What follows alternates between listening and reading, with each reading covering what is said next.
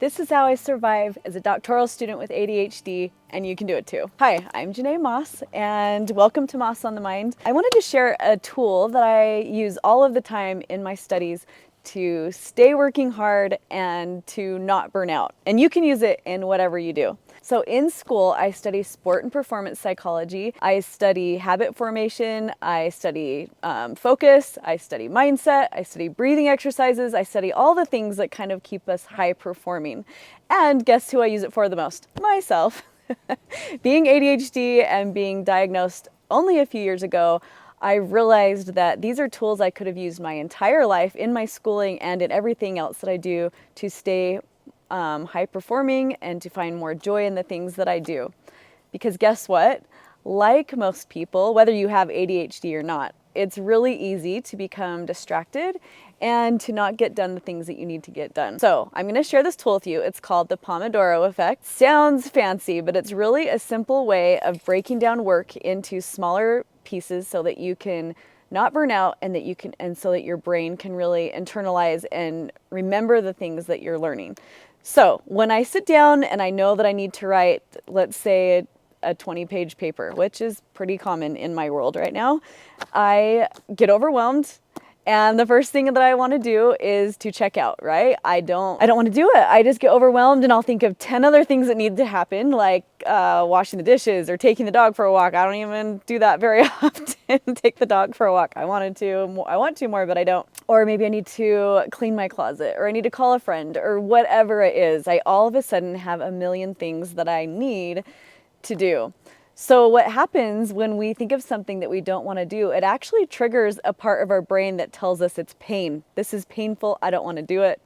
And what research tells us is that it takes about 20 minutes for that pain to go away. It's kind of like when you know you need to exercise, but you just don't want to, or when you start running a marathon or half marathon or whatever, and that first mile is the worst. So our brain will tell us, you don't want to do it. Stop before your head. And if we can just get through that first 20 minutes, actually the pain subsides and then we just get into the zone. So, okay, so when you're facing something, whatever it is, for me, let's say it's this big paper and I have all these things that are going to distract me. Pomodoro technique says, so you're going to set your alarm for 25 minutes where you know you're going to work. You're going to turn off your phone. Actually, it still adds to your cognitive load if your phone is sitting by you, and that's hard for me because I want to just keep it. But put your phone in the other room, turn on your alarm in the other room, and I hate to say this, but research says that music also drains your ability to focus.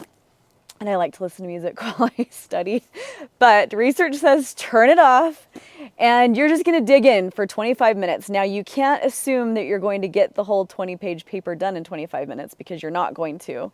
But what you know is at the end of that 25 minutes, you're going to stop and you're going to take a 5-minute break. Now it's even better if you get up and you walk around. And you don't just sit in the same place, but you actually take a break and just let it simmer. That's what I like to say. But the science says, and I want to get the words right. So you have your focus mode, like we just talked about, like you're getting it done. You're working as hard as you can for the 25 minutes. And then you have the diffuse mode. So focus mode is like a bright spotlight. You're focused, you're getting it done. You're going to hammer this thing out. You're rocking it. And then diffuse mode is kind of like a lantern, like your light's on, but your brain goes more into a creativity side where you're moving a little bit slower, things are integrating, you're reflective. So what happens in those 5 minutes of the Pomodoro technique is that when you give yourself those 5 minutes, you actually are able to retain more, to think about things critically, and not be such the hammer, But then after that 5 minutes, you jet back in, you hit it hard, go for your next 25 minutes, and then you take that 5-minute mental rest. You can go for a walk, you can get a drink, whatever you need to do in those 5 minutes. 5 minutes goes fast, but it's worth the time that it takes to do it. I can think of many times that I will think critically about something I'm writing about. And I think so intensely, intensely, that sounds weird. I think about it so much that I almost can't even process what I'm thinking about anymore. And then if I just stop and go for a walk or take a break or listen to music or whatever I need to do, then all of a sudden the light bulb goes on and it just makes sense. Have you ever done that before?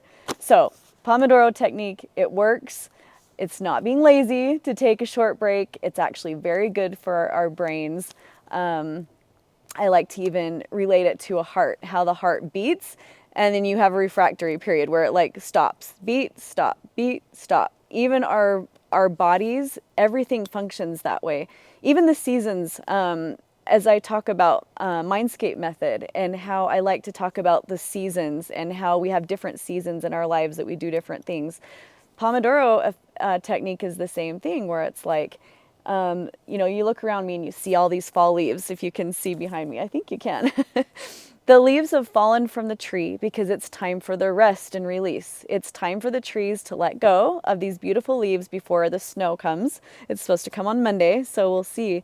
But it's a rest, it's a release. And it's the same thing that we do in Pomodoro technique, and it's the same thing that we do when we take a break from anything or meditate or do our breathing exercises or things that I'll be talking a lot about. It's worth it, it works, and let me know if you try it and how it goes. I would love to hear how it works for you and what you do on your quick break and how it affects your work. Yeah, I'll see you next time. Subscribe and like, and yeah, talk to you later.